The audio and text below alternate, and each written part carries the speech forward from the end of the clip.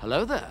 This is where the fun begins. Hey there guys, Unofficial Star Wars here. Hope you're all doing well, and welcome to my Star Wars The Bad Batch Season 2 Episode 2 review video. We're gonna go ahead, we're gonna hop right on into it. It should go without saying that yes, there are spoilers ahead, so if you haven't already seen the first 2 episodes of The Bad Batch Season 2, click off the video now, go check them out. They're absolutely amazing, action-packed, and I loved that new start here to a fresh season of our favorite Clone Force 99. That all being said, let's go ahead and hop right on into it. In this video, I want to take a read from dorksideoftheforce.com, also from fansided.com. I'm going to have their full article linked in the description down below for you guys to check out there, as well as they read the second episode of Star Wars The Bad Batch returns Star Wars animation back to its roots in many ways. Not only are we still in the eerie world of Serrano, but this episode comments on the nature of war's impact on everyone while maintaining action throughout. The previous episode left Echo, Tech, and Omega falling from the sky as Hunter and Wrecker sneak through the ruins of Serrano and its city, chased by the almost robotic Captain Wilco, who's under the influence and control of the inhibitor chips, as all clones are now kind of just owned by the Empire during this time period. This whole effect of what the inhibitor chips have done with Order 66 to the clone troopers and baying them to what the Empire wants them to do, as they are all being controlled by the Empire now, is something that we're starting to slowly see come more and more out of that overall area. The clones are becoming more free-minded, essentially. And this is something that started kind of in Season 1 of The Bad Batch as well, with Captain Hauser, and that's definitely a character I hope to see return here for the second season as well. We also had a surprise appearance of Hector Elizondo as the voice actor for Romar Adel, the old guy that we saw in the second episode, and was much of a reminder that Omega is, well, still a kid, and giving her a toy and kind of just talking to her about what it's like to be a kid, kind of, sorta. The clones never really have much of a childhood, and it's very short for when they are quite younger, so Boba Fett and Omega really quite relate in those aspects, that they're not really having that much of a childhood, while Boba Fett is off being a bounty hunter during this time period,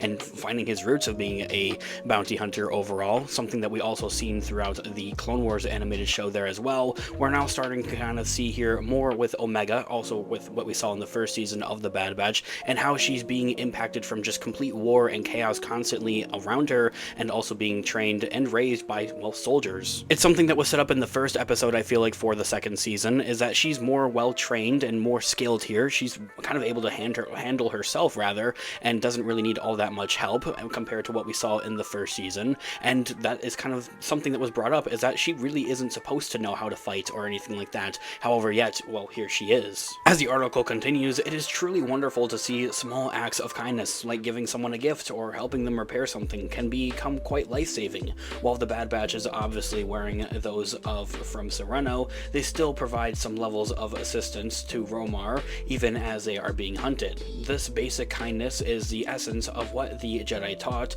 and is one of the lessons that we really want to learn from Star Wars overall, as an overall franchise, movies, shows, all of it included. Beyond the moral lessons we learned, however, we get to see a few new faces, including Captain Wilco, with more of him. While he retains clone armor and his shoulder pauldron is now completely black, not unlike a stormtrooper, and his armor has been stripped of its overall color, Wilco does make an interesting contrast to Captain Hauser, who of course was also quite loyal to the Empire, but retained a higher level of being individual, and at times questioned what the Empire had been doing. Whatever we thought of him, however, he did seem committed into doing his duty to its utmost efficiency, and provided to be loyal to the Empire up until his end, of where he was murdered by Admiral Rampart. As seen in other recent Star Wars projects, such as Andor, the Empire is even eviler than we initially expected, and when Vice Admiral Rampart kills Wilco in cold blood, we are reminded that the clones were only tools to the Empire's mind. While the rest of the episode was fast-paced and kept me in the edge of my seat, this ending propelled this episode to one of the most stunning out of all of Star Wars animation.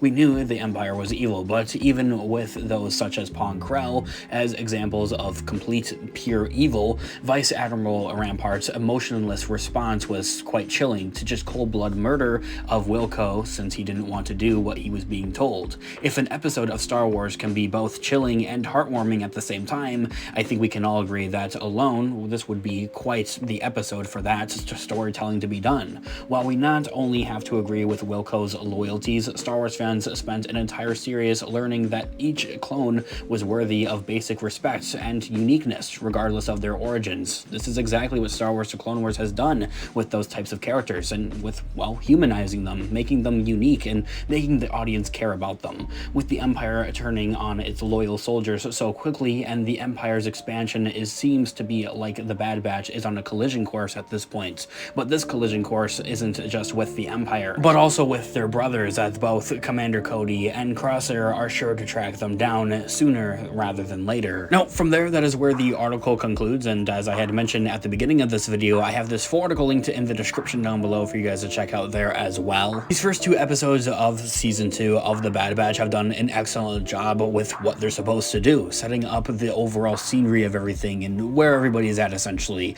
giving us insights to where the characters are, how much time has passed, all that type of stuff, and that's exactly what both of these episodes have done, and I can't wait to see more with the continuation of The Bad Batch Season 2, and even beyond that, Season 3, Season 4, and maybe even other Star Wars media, comics, and other shows, maybe even movies. Let me know what you guys think in the comments down below. I would love to hear what you guys all think here on The Bad Batch Season 2 so far. What do you think about the first 2 episodes? Let me know in the comments down below. Of course, this has been Unofficial Star Wars. Thanks so much for watching today's video. I'll catch you guys in the next one. Have a great one, guys. May the Force be with you as always. Peace out.